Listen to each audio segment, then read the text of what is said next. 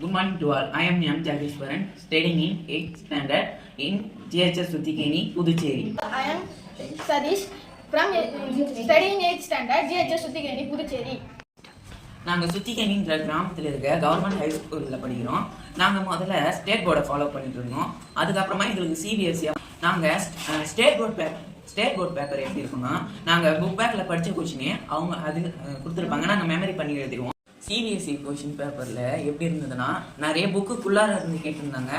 அது மட்டும் இல்லாமல் கொஷின் ஒவ்வொன்றும் பெருசாக இருந்தது. அதனால் எங்களுக்கு ரொம்ப கஷ்டமாக இருந்தது. கொஷின் பேப்பர் எங்களுக்கு கஷ்டமாக இருந்ததுனால நாங்கள் எங்கள் மிஸ்கிட்ட ஹெல்ப் கேட்டதுக்கு அவங்க நம்ம ஒரு சேட் பாட் கிரியேட் பண்ணலாம் அப்படின்னு ஒரு ஐடியா தந்தாங்க.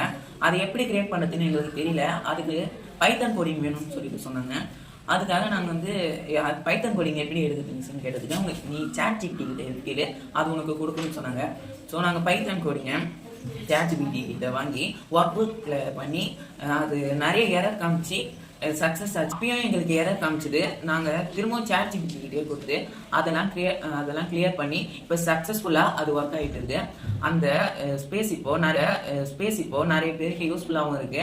அந்த ஸ்பேஸோட நேம் என்னன்னா மல்டிலிங்குவல் சேட்பாட். இந்த ஸ்பேஸ் நம்மளுக்கு 22 லாங்குவேஜில் டிரான்ஸ்லேட் பண்ணுது. இந்த ஸ்பேஸ் இப்போ நாங்கள் 10th சயின்ஸ் பீரியட் மட்டும் வச்சு கிரியேட் பண்ணியிருக்கோம். இது மூலிமா 10th ரொம்ப யூஸ்ஃபுல்லாக இருக்குது இந்த ஸ்பேஸ்.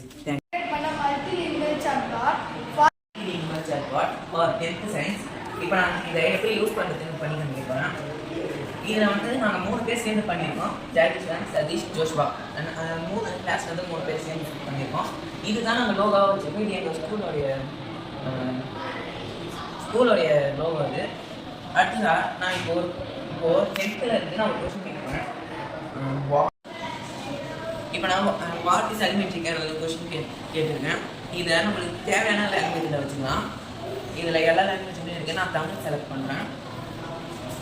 தமிழ் செலக்ட் பண்ணிட்டு சப்மிட் டெக்ஸ்ட் கொடுத்ததும் அதுக்கான ஆன்சரை ஜென்ரேட் பண்ண ஆரம்பிச்சிடும். அது டிரான்ஸ்லேட் இப்போ பார்த்தீங்கன்னா இது நம்மளுக்கு ஆன்சரை கொடுத்துருச்சு. இங்கிலீஷ்லேயும் கொடுத்துருக்கு. கீழே டிரான்ஸ்லேட் பண்ணி நம்மளுக்கு தமிழ்லேயும் கொடுத்துருக்கோம். பாருங்கள், நம்ம பாருங்கள் தமிழ்லேயும் டிரான்ஸ்லேட் பண்ணி கொடுத்துருக்கு.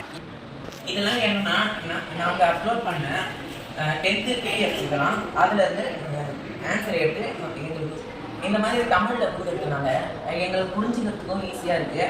அது மட்டும் இல்லாமல் நாங்கள் இது மூலிமா நிறைய விஷயங்களை கற்றுக்குறோம். நாங்கள் எக்ஸாமில் அவனாகவும் எழுத முடியுது. அதனால நல்ல மார்க் ஸ்கோர் பண்ணுறோம். எங்கள் ஸ்பேஸ் கிரியேட் பண்ணதுனால கொடுத்துருக்கேன். ஆனால் ஃபுல் ஸ்டாப் கொடுத்துட்டு இதில் சிம்பிள் கீவேர்ட்ஸ்ன்னு கொடுத்துருக்கேன். அது நம்மளுக்கு இந்த மாதிரி கொடுத்தோன்னா ஈஸியாக எடுத்து கொடுக்கும். இப்போ பார்த்தீங்கன்னா மேலே இருக்கிற பேராகிராஃபும் இங்கே கீழே இருக்கிற லைனுக்கும் பாருங்கள். இந்த பேராகிராஃபை தான் இப்போ இது சிம்பிளாக இருக்குது. நம்மளுக்கு இவ்வளோ சின்னதாக கொடுத்துருக்கு. இது மட்டும் நம்ம தமிழ்லேயே டிரான்ஸ்லேட் பண்ணேன்.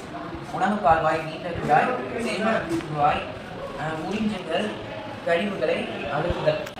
இதனால் எங்களுக்கு ரொம்ப ஈஸியாக புரியுது. நல்லா நாங்கள் நிறைய புரிஞ்சு படிக்கிறோம். அதனால் எக்ஸாம்லேயும் நல்லா எங்களால் ஸ்கோர் பண்ண முடியுது. இப்போது நான் differentiated between acid and base in tabular ஃபார்மில் கொடுத்துருக்கேன். இப்போ அது டேபிளர் ஃபார்மாக நம்மளுக்கு ஜென்ரேட் பண்ணி கொடுத்துருவோம்.